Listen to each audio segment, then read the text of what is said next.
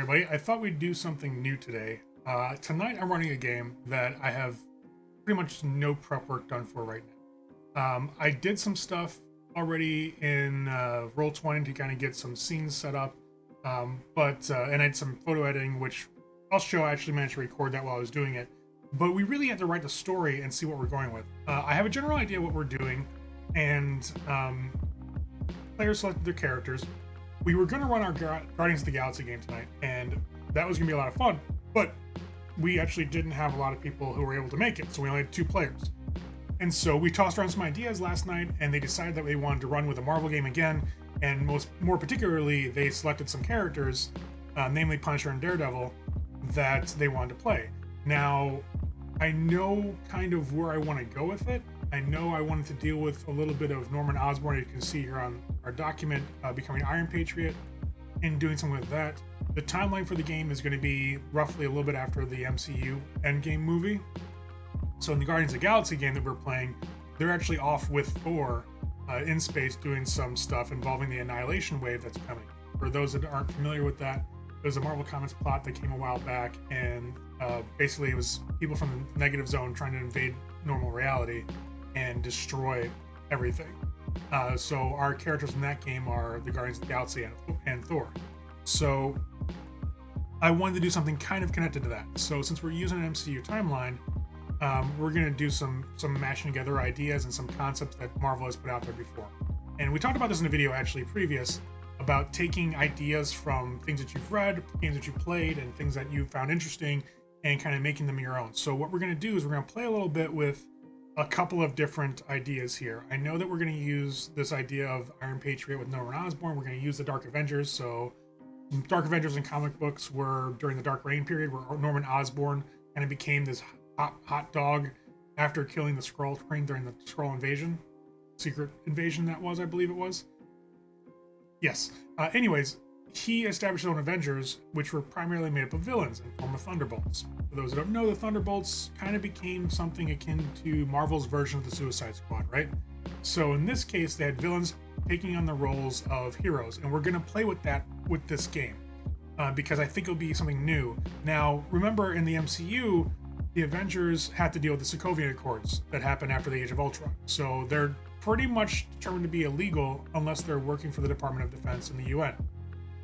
Most went rogue by the time Endgame hit around. Even Rhodey, War Machine, went rogue as well, hung up on the Department of Defense, and probably got court-martialed, as he referenced. So a lot of stuff was going down there. So we're going to play on the idea that the Avengers are still not able to legally function as a team.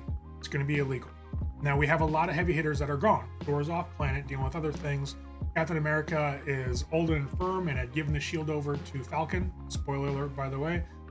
Sorry about that. The Hulk, we're going to have kind of retreat a little bit from the limelight. When we got to Endgame, it was clear that he wasn't really doing the hero gig anymore. He was kind of being like an inspirational figure, which was a little weird. But hey, whatever. We're going to have him kind of remain back from the heroism stuff. We're going to take the Venom movie as being tangentially at least attached to the MCU, so we're going to involve that version of the Tom Hardy, Eddie Brock in here. We're going to kind of not deal too much with the Bullseye from the Daredevil series. We're going to do our own little thing with that. U.S. Agent is going to be our replacement for Captain America. We know that he's going to be in Winter Soldier and the Falcon, or the Falcon and Winter Soldier from Disney. So we're not going to play with that. We're just going to do our own little take on it, but take some sort of like homage to that.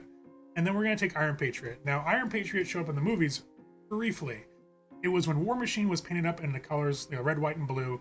We got an idea of what they figured War Machine would look like for essentially the movies. So we're actually going to pull a picture of that right now so you can see that. It actually doesn't look too far off.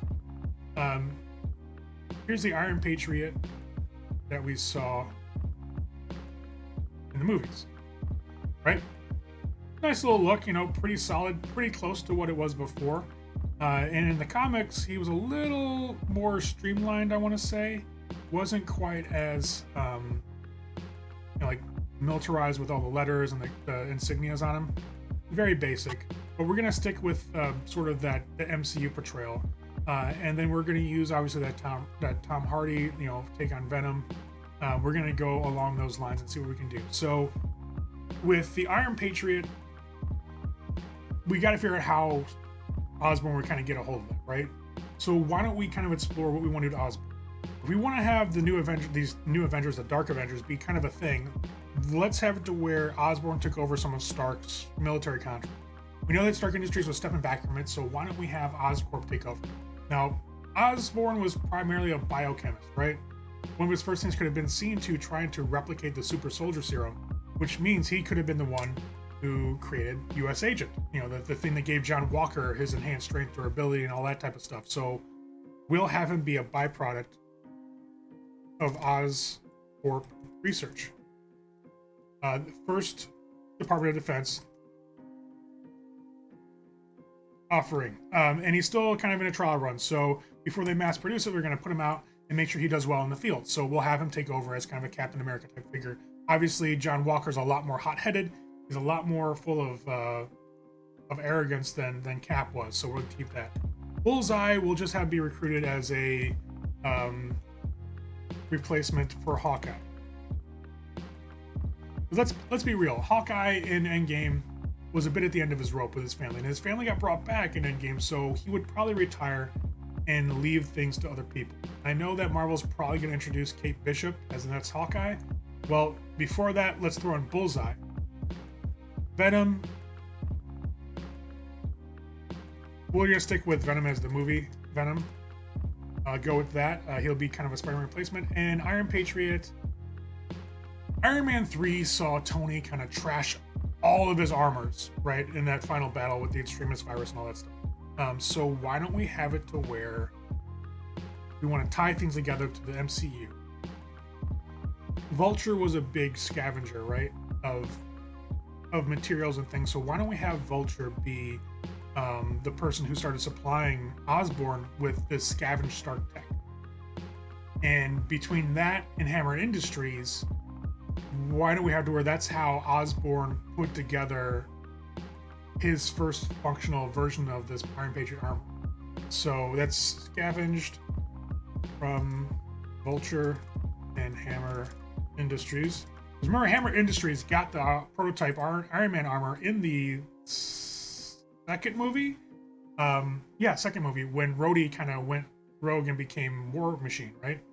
Let's go with that. So that's how we have our cast brought together for the Dark Avengers. Now, I didn't think my players would go street level. I thought they'd pick up like someone with powers like, I don't know, Human Torch, Mr. Fantastic, or the Thing that we could have brought into the MCU type stuff. But they went with street level. And that's fine. But if we really look at it, if we put these two heroes, just these two, against the Dark Avengers as we have them right now, they're going to lose. So we can't really have it be a situation where they're going to just fight these guys, right? So why don't we brainstorm for a minute? Yeah. Let's kind of take an idea. Let's back off from this for a minute. So if we're gonna write a story that's gonna be balanced in Marvel New York for these characters, street level, we gotta think in smaller scale. It can't be world ending. It can't really be city at risk either. So we've got to come up with an idea for something like Daredevil and Punisher to get involved with on a smaller level. Maybe we could throw one of the Dark Avengers in. We'll have primarily those Avengers be more of a setting piece as opposed to the main villains. Now, we're going to kind of do a fake out with the players, right? I like this Dark Avengers team. I want to play with it, and I want them to think that's who they're going to fight. So why don't we involve them and mention them early on in the game so that they are kind of like, crap, we're going to have to fight this Iron Man, this Captain America, and all these other bad guys. So let's leave that in their mind when we're doing it. But let's bring it back home to street level stuff. Now,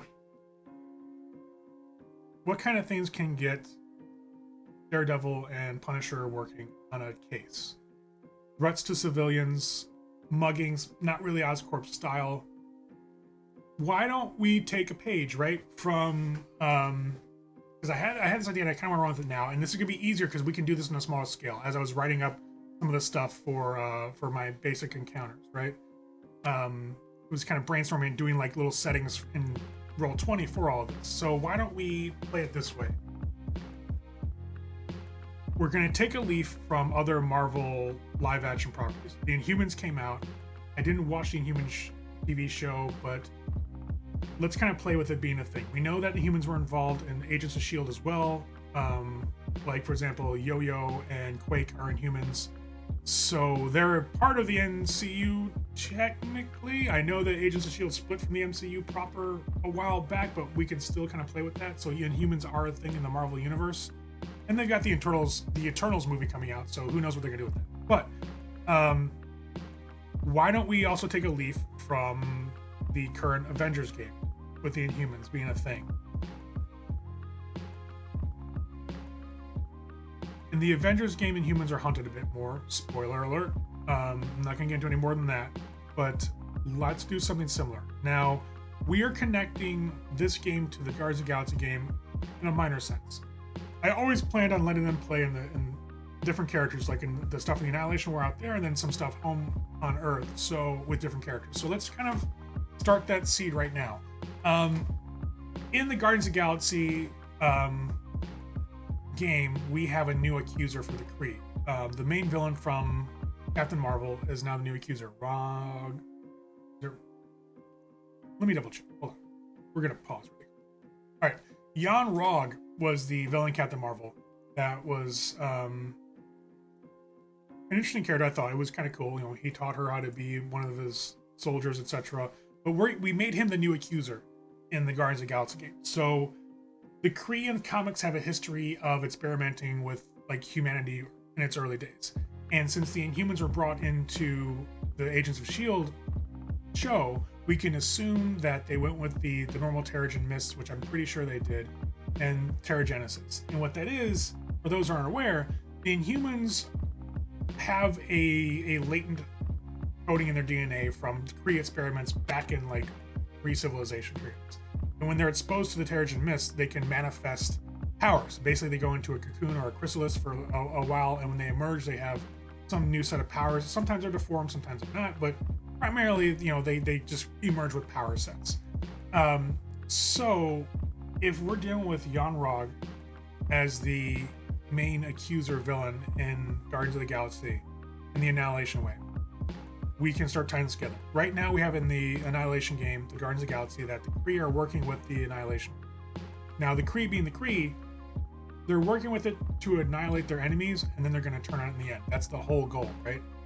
So to do that, they're going to need some good powered fodder, right? They're going to need some foot soldiers. So what better place to go than back to Earth to start harvesting some of those people, right? So let's have Oz made a deal with the Kree. Then in exchange for Kree technology or know-how, he harvests Inhumans for the Kree war effort. And since in Marvel MCU wise, Osborn hasn't really been dealt with, we can assume he hasn't become the Green Goblin yet, right? Because that would have got mentioned. But let's keep him with that huge, like, power hungry, like, essence of him. So if he's going out, he's slightly unhinged from that. Let's make him a little crazy, but not because the Goblin, the Oscorp formula that he injects himself with, but just his natural obsession with power and gaining more, like more of a Lex Luthor type character. We go with that realm, and he makes a deal with the Kree for either secrets of technology or maybe even genetic manipulation or biochemistry, because that's his bag, right? Maybe in return, that's why he's harvesting these people. Now, since he's gotten to the fore and made this new Avengers team for the Department of Defense that's going to abide by the Sokovian Accords, and since heroes have been pretty much outlawed unless they abide by that, which means they're under government control, no superheroes can really legally operate in the US. So why don't we make it to where the Department of Defense has given Oscorp kind of like a contract to work peacekeeping in that respect, right? So we won't do like a bunch of superpowered people under his watch. That'd be kind of a little obscene and beyond the realms. But we did see a lot of drones that Tony made when they did Age of Ultron. So why don't we do Oz having gotten the holds on those schematics and made drones that kind of work in that capacity. So we can use that as kind of like a presence. Not like a police state thing like they did a little bit in Avengers for the consoles, but scale it back a bit. Like these are deployed peacekeeping forces. Like let's take the movie Code 8, for example. But Steve Amell and some of the other guys from the Arrow series, right? They're deployable drones that are basically assigned to fight people with superpowers or things that step out of line. They're peacekeeping. Let's leave it that way.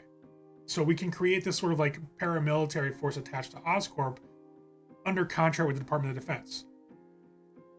Now, if he's going to be taking in humans and processing them, why don't we do something like a private prison system, like with like, I don't know, not necessarily the Raft from the Marvel comics, but like a smaller version. Like he'll have facilities that can hold people temporarily while the government steps in and takes care of them. Like for example, the prison they had all the superheroes in after the Sokovian Accords, after Age of Ultron, right? Before they all got busted out. Something similar, but minor, smaller scale for less powered individuals in New York that Oscorp has sanction over. That can give them a good power base, a lot of diversified holdings, and allows them to kind of do some secret research back and forth between facilities because that's how Oz works, right? Let's hold on that. Secret experiments. That could do it. All right, so let's kind of reel it back. Let's think about, as we brainstorm this, how we're getting, let's actually get back to the notes now, because this is important. Let's write this down. So let's get to where we have the main plot points, right? We're gonna do a one-shot session. That's what this is. So we're gonna do a three-act arc, but very small. So let's start with Act 1. So that's the reveal, right? So how do we get Daredevil and Punisher on the same page? Kidnappings. Oscorp is kidnapping Inhuman, not necessarily kids, but teenagers or some adults that have the Inhuman gene. And that's how they get pulled in. How does Oscorp identify Inhuman? Let's think about conspiracy theories, right? This just popped in my head here. Why don't we go with the whole conspiracy theory that vaccinations are a way to track individuals? So, as benevolent as he is, why don't we have Norman Osborn having given out free vaccinations for the coming school year? Let's do it around this time, right? School just started, so for the coming school year, Oscorp did free vaccination to everybody in New York, and upstate Manhattan, all the boroughs, things like that. And so, using what he learned there, he could then track Inhuman DNA, not only through the kids, but through parental lineage as well. So he'd have a really huge database of Inhumans, which means he can start slowly taking them at his leisure, space it out. So maybe Punisher's tracking down. All right, so we'll have Punisher as our first start perspective, right? He's tracking down a criminal. Let's say it's some drug dealer. And he tracks him back to his home. When he's there, the Punisher, anyways, Frank sees the guy's kid getting kidnapped.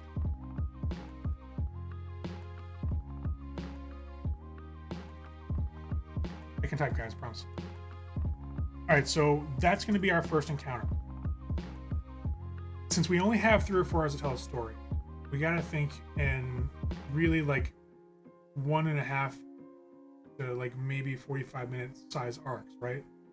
Because you're going to have some bullshit around the table. You're going to have people that are going to get off the wall. So let's make this first act real, the build here, the reveal, build up a little bit quick, right? So for Act 1, this is where we'll get involved. So Frank, being Frank, is going to see a kid getting taken. He lost his family, right? So that should kind of get a little pull from Castle, seeing a kid being taken by armed guys. Actually, we're going to use this as the picture. I wasn't sure where I wanted to use this for an encounter, but I know I was really enjoying this. I made these transparencies, as you will see as I do the time-lapse later on. But, so he'll see 2 guys in paramilitary outfits taking a kid into this armed transport.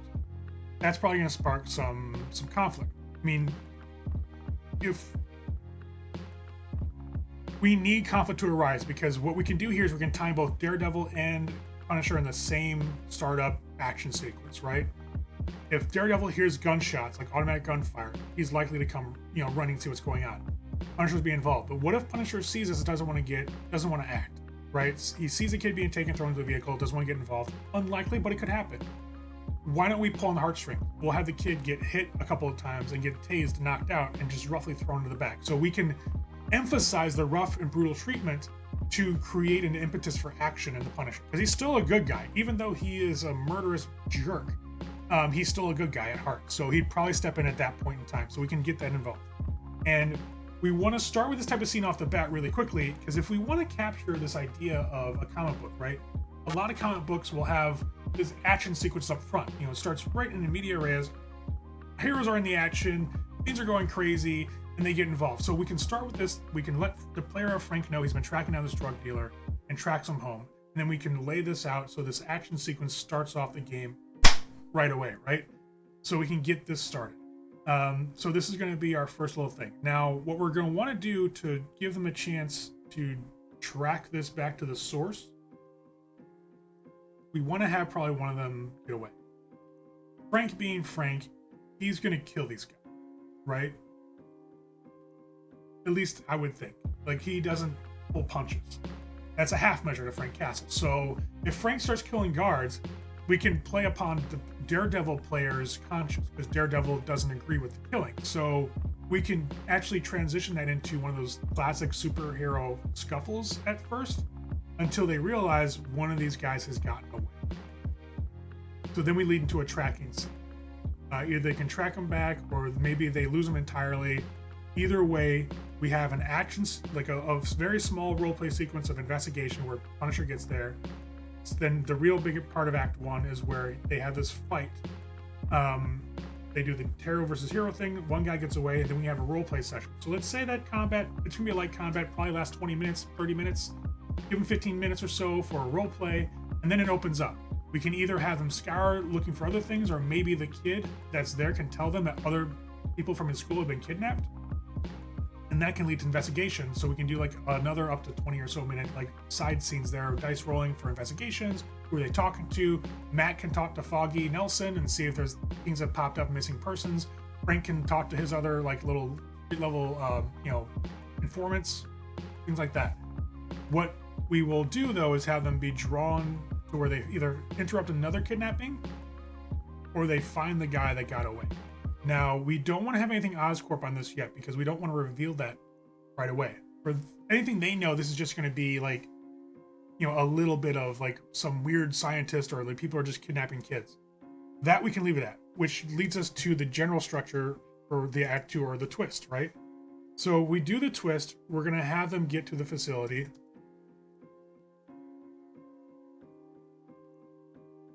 After whatever investigations they do, right? So they'll have their investigations, they'll get the facility, they'll fight down scientists, and this is where they'll kind of get that, oh crap, what did we get into moment. And that'll be when they find out it's Oscorp. Now, if we're going to play up the Avengers up the front, like we're putting that shotgun on the wall, right? This is where they think we're going to draw it. This is an Oscorp thing. Oscorp sponsoring the Avengers. So they're likely to come down on this. They're involved somehow in this facility. This leads to a whole big problem. They should realize when they get here that there's no way they can take this whole facility by themselves, right? They're going to need to prepare. They're going to need to come back, get more gear. Maybe they'll try reaching out to other contacts, like maybe Jessica Jones, Luke Cage, Iron Fist, and maybe they can't. They're busy, right? We'll have them be offsite doing something else. They can't come in and help them, because we don't want to really throw a bunch of NPCs. We want to have the PCs kind of be the heroes here, right?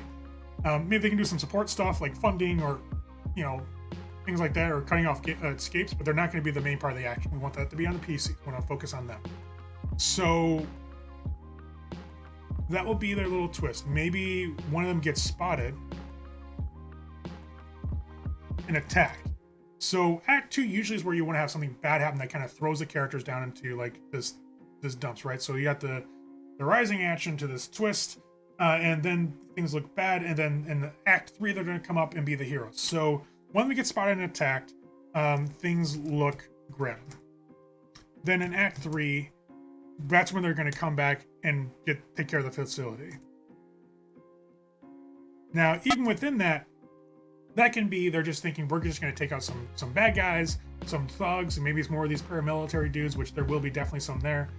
Depending on how they've been doing so far, we could throw in some like scalable encounters. So, for example, if the combat has been very easy for them, right, with the villains as we have them set up, then we don't necessarily want to make it too hard. What we can do, though, if it's been really easy, is we can throw in like a little bit of armor on the guys. Like not necessarily power armor like an Iron Man suit, but like just better weapons, maybe a little more durability, you know, so that they're not taken out so easily. So what we'll do is in Act 3, once we get some of those encounters down, they start rescuing kids. Let's say the kids are in, or whatever, the kids, teenagers, etc., are in like those, let's think of like a old school comic book like stasis tubes, right? And you've got gear all around them and scientists are running tests because of course Oz wouldn't let them go without figuring out what's in their DNA anyways before he hands them over to the Kree. So this is kind of like a middle of the line station, like a way station between their final destination get picked up by the Kree. So the kids would get brought here, not necessarily experimented on. Well, maybe they would be. I mean, that fits Oz, right? Yeah, so we'll do some experiments, but they're getting cataloged, they're getting some DNA workup done before they get sent off to the pickup point for the Kree forces.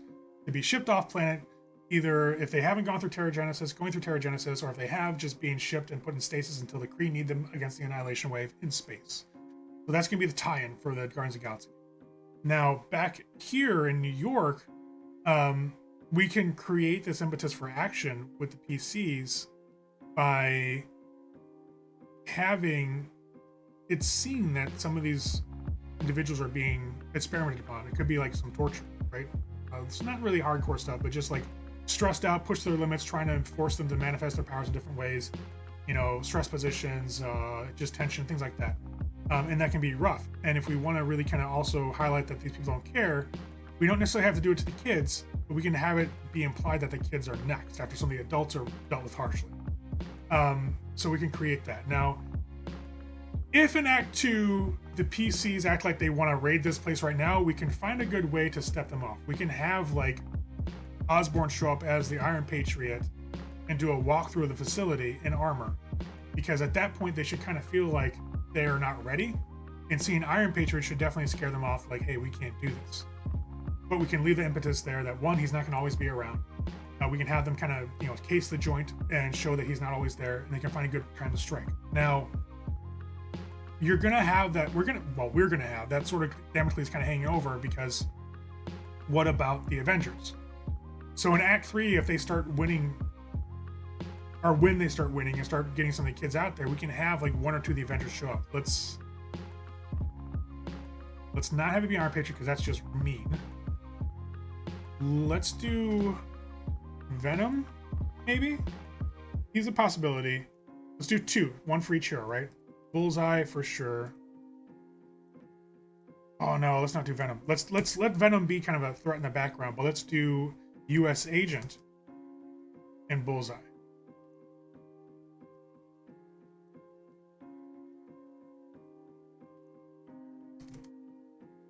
Now, that's got the very basic structure of the story we're going to tell, right? We've got Act 1, where they start getting the rising action there. They reveal the discoveries. They're finding out that kids are being taken. They're getting kidnapped and taken to these facilities. They lose track of the guy that's doing it, though. But they find him in Act 2, or they find a trail or a lead to get back. That's Act 2 is when they discover Oscorp involvement, which should frighten them a little bit. And as they leave, one of them gets tracked and they get attacked as they separate. Kind of put it on a downward like spiral there. Act 3 shows up, where they're finally like, we have to take care of this facility. Now, a large-scale combat, like what's probably going to happen in Act 3, is going to take probably an hour, maybe an hour and a half, depending on how things go, right? Combats can be a little slow paced, so we want to make sure we have ample time to get that resolved. If we have a small, minor, like taste of combat to kick things off in Act 1, No combat, well, minor combat in Act 2. We have to really shorten the window for some of Act 2 because we want to spend more time for a satisfactory conclusion in Act 3, right? So they take care of the facility, rescue the Inhumans, find out Oscorp's behind things, but no, they can't really reveal things. So that makes them kind of a resistance. Now, if we want to give a little twist at the end to kind of leave a cliffhanger, maybe it gets dropped that Oscorp discovered who found the facility and now they're hunted. Now they're wanted. The Devil of Hell's Kitchen and the Punisher Castle. And we can leave on that cliffhanger, be like, now you're wanted by Oscorp. You know they have this defense contract to do the things they need to do, and you got the Avengers on their side. So that creates a bit of a grim potential future. But when they come back, it's like, wow, we're getting hunted by Oscorp. Where are we at? And you can bring other heroes in that if other people want to join into play, and we can continue the storyline. But for a one-shot, it wraps up nicely, but leaves a hook at the end for future stories. I'm liking it. So let's go ahead and get started on doing all this stuff. I'm going to show you guys how I started setting up in a time lapse for Roll20, and we're going to go back there here in just a second, actually. So let's get some stuff moved around, and let's get to going.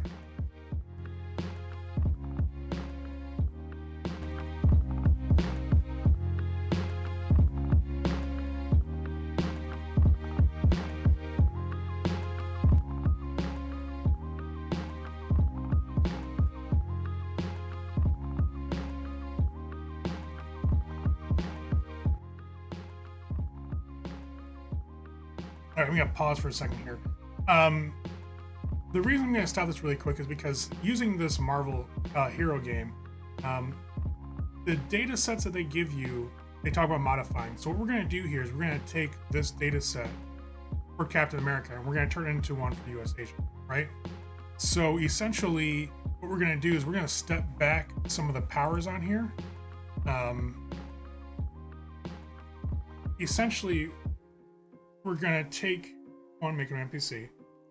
Two, we're going to do his affiliations. We're going to keep it the same. Solo is 1d6, 1d8, and 1d10 for team, because he's kind of trained the same way as a soldier, right? So we're going to give him his distinctions of arrogant fighter. We're going to do, instead of Sentinel Liberty a man at a time, we're going to something to prove, filling in Captain America's shoes, and never back down, because Walker's a stubborn little bastard.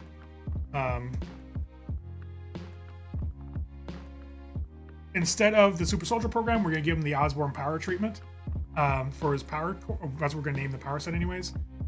We're going to step down some of his things just a little bit, because it's not the Super Soldier serum that he took, right? So we're going to kind of leave some things a little minor.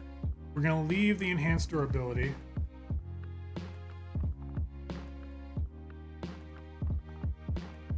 We're going to keep the enhanced reflexes.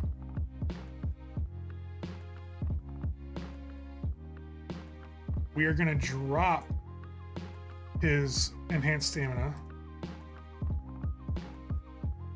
Let's drop his durability too, because he's a lot more aggressive, you know? So we will then add in the enhanced strength. So those are going to be his powers. We're going to do the special effects relatively the same way, but we're also going to change the shield. We don't want to have him actually have Cap's shield, since we know Falcon has that right now. So we're going to go ahead and give him a version of the shield. So we'll do an adamantium alloy shield instead of that. We're just going to kind of step that down. It's not going to be nearly as powerful. We're going to do superhuman durability on the shield. But it will keep the D8 as a weapon. We're going to use the same type of special effects, so we'll put that in here now. Cool.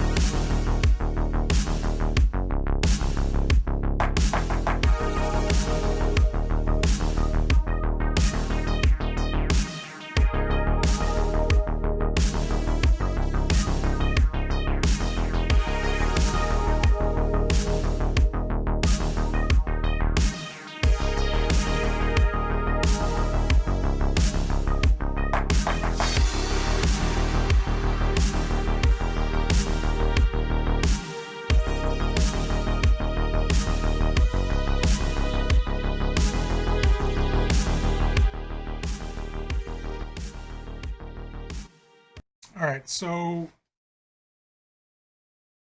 there's really, looking at map maps, no good map for a warehouse that's already been created. So we're gonna have to make one on our own. That means we're gonna use some of the stuff I've previously picked up for other games.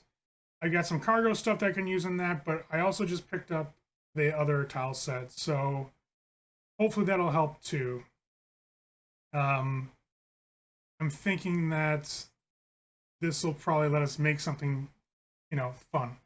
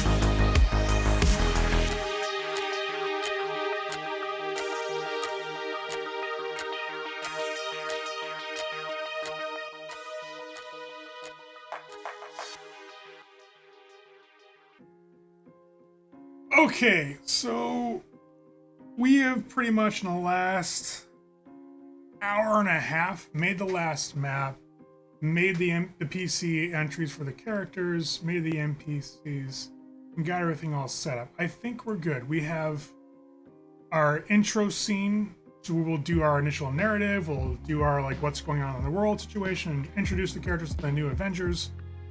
Then we have our alleyway scene, which is where they'll run in. See, this is why we check things. Go away.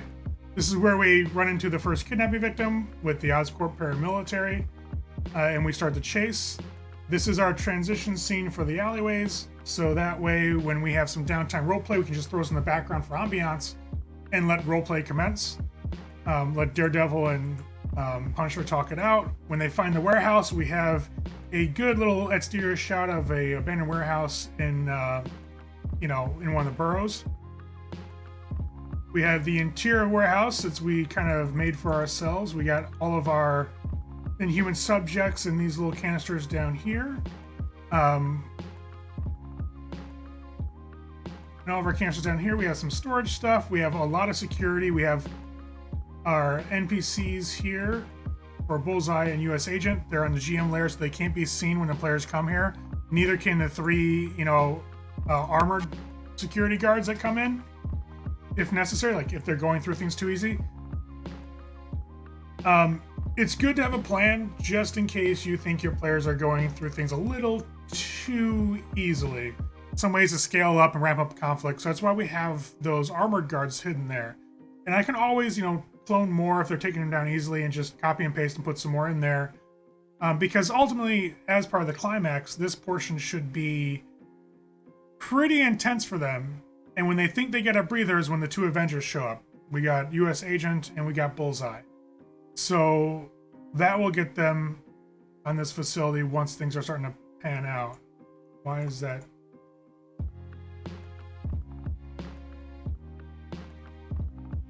Last bit's not there. That's weird. All right.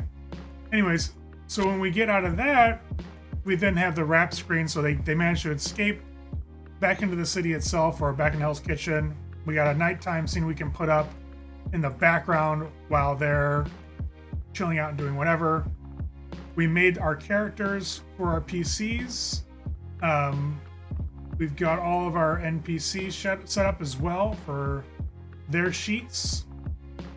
And then we've got our stuff here for our notes. Now you'll definitely notice that there's not a lot going on here in terms of our notes that we've made. We have just Act 1, Act 2, Act 3, just notations. Because really as a one-shot, it's going to be kind of fluid. And we already discussed how we're getting them involved. So that's going to be a minor conflict. Oh, take off caps lock. It happens in Act 1 to get them involved. When doing more in-depth stories, like a longer-term thing, I'll have a much larger, notation. So, for example, I'll pull up one of my others here, so you can see it. Let's go to desktop, games run. So let's look at, for example, one of our 5R games, the first one. You'll see I have a lot more things involved here than I do for like this one shot, right? Make a lot more notes. This is going to be fun. We're going to wing a lot of stuff here. We're still relatively new to the system. We've only played it like a handful of times, to be honest. We've done it with the Guardians of the Galaxy, and we've done it with 2 sessions of that. That's really the only time we've played it. So here's a Civil War one they have for it. We have our general one here. They have a good setup of all the heroes. This system is very much a give and take. You have to really kind of be able to play off of it, interpret the dice rolls, allow them to do free-forming stuff. I would consider this an intermediate system, because it takes a lot of work on the storyteller's side to interpret dice rolls and to get things working. So not something to start off with for a beginner, but it's a good intermediate, stepping stone system to more advanced stuff that involves more advanced like interpretation of rules and more complexities. This is not bad. It's gonna be fun. I'm really looking forward to it. I think we're gonna have a good time. So we've got our stuff set up on Roll20 for our characters. We've got all of our stuff set up for launch for our NPCs. Some of the stuff I've done for our Guardians game has been a lot of fun. So like doing maps like this, like when they first show up, using the Guardians of the Galaxy type of setup here, and then I got all the character icons on the bottom. You can see we've got Drax, we've got Rocket Raccoon, Milano, which has been repaired. It's not the Benatar. This group of the Guardians is using the Milano. We got Gamora, and we've got Nova. You can't see. I'll pull him up here. Nova. We converted him for the MCU. Right now they're heading towards Nowhere after some stuff went down for Guardians. We've got a nice screen for Nowhere itself. It's gonna be a lot of fun when we get back to Guardians. I wish we had more people to hang out and do stuff with, but we don't. So we have a smaller crew, so we're going with this New York game, which would still be fun. The pickup game, it's a one-shot game. We've made this in 4 hours since I originally started like doing some small encounter ideas in Roll20. And we have a one-shot adventure already written for our characters. Not a lot, again, is written, obviously. Here, we'll fill that in as we go. We have the major plot points. We have all the NPCs already put into our Roll20 database, so we don't have to worry about wasting space in Word for this. And I think we got a good setup. Should be fun. I'm actually going to see how things go. But if you like this kind of prep like reveal, like behind the scenes stuff, let me know in the comments. I'll definitely do more stuff about how I plan games and how I get more detailed. This again is like a real rush job to get stuff done and kind of design some things. Sometimes it takes longer, sometimes it takes less time. But this is a pretty good small 3-act one-shot that we've got going that should get some buy-in from the players and the characters. It should be fun. It should set things up for in case they ever want to come back to this game, right? So we've got the hook at the end, right? So it should be pretty fun to see how things go. But let me know what you guys think. It was fun to do this. I think it's been kind of a hectic, crazy day for me. And I think I'm probably going to record our session as well. I got to make some stuff for that. We'll get that all set up and get it in place. But anyways, take care, guys. Thanks for stopping by. And again, if you liked what we did here today, hit the like button. Subscribe if you want alerts when we have new videos that pop up. I'm going to do some Storyteller Challenge stuff pretty soon, just as a fun little exercise. So we'll get some more stuff up. Take care, guys, and have fun.